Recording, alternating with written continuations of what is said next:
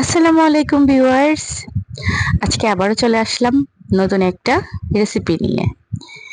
সবাই কেমন আছেন? কে কোথা থেকে দেখছেন অবশ্যই জানাবেন।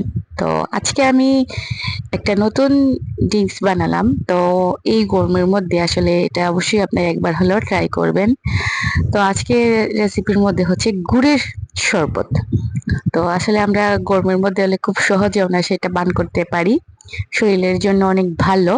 তো এর জন্য আমি প্রথমে তুকমাটা ভিজিয়ে নিচ্ছি পানির মধ্যে।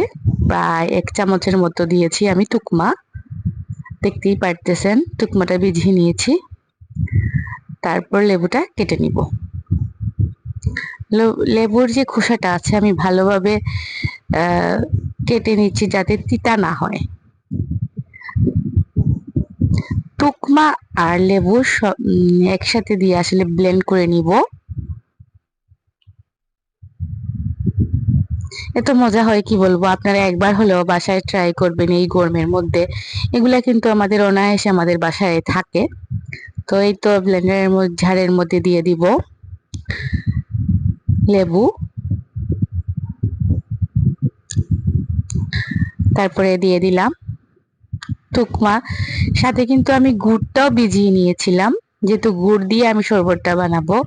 তো যেহেতু গুড় আমি আসলে দেখাইনি, তবে গুড় 1 চামচের মতো দিয়েছি, যেহেতু বেশি মিষ্টি খাবো না তাই। এখন ভালোভাবে তুকমা আর গুড় সাথে লেবু একসাথে ব্লেন্ড করে দিচ্ছি।